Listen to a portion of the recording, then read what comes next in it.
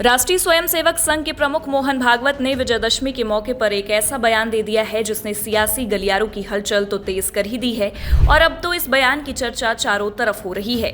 मोहन भागवत के इस बयान से अयोध्या के सपा सांसद अवधेश प्रसाद भी बिफर पड़े हैं और उनकी बातों को बेबुनियादी बातें करार दिया है। दरअसल आपको बता दें कि आरएसएस प्रमुख मोहन भागवत विजयदशमी के मौके पर नागपुर के रेशम बाग मैदान में शस्त्र पूजन करने पहुंचे हुए थे, जहां उन्होंने विजयदशमी उत्सव को संबोधित किया और कई मुद्दों पर भी जिक्र किया है। इस दौरान मोहन भागवत ने कहा है कि हमारे पड़ोसी देश बांग्लादेश में जो हुआ उसके कुछ तात्कालिक कारण हो सकते हैं, लेकिन जो लोग चिंतित हैं वे इस पर चर्चा करेंगे।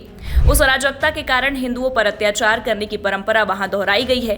पहली बार हिंदू एकजुट हुए हैं और अपनी रक्षा के लिए सड़कों पर उतर आए हैं। जब तक क्रोध में आकर अत्याचार करने की ये कट्टरपंथी प्रवृत्ति होगी, तब तक न केवल हिंदू बल्कि सभी अल्पसंख्यक खतरे में होंगे।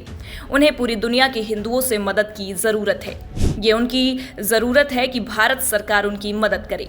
मोहन भागवत के इस बयान से सियासी गलियारों की हलचल तो तेज हो गई है, लेकिन आपको बता दें कि मोहन भागवत के इस बयान के बाद अब सियासी गलियारों में घमासान सा छिड़ गया है।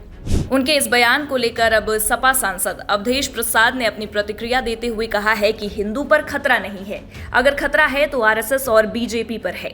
इस देश में परिवर्तन की बयार अब चल चुकी है। भाजपा की सरकार ज्यादा दिन चलने वाली नहीं है, ये जल्द ही गिरेगी।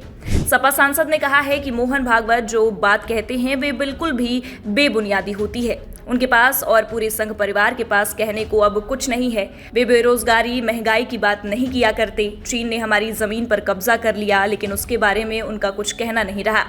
केवल हिंदू और मुस्लिम को भड़काने की राजनीति किया करते हैं और इस राजनीति को अब देश और समाज को आपस में बांटने जैसी राजनीति को जनता ने नकार दिया है।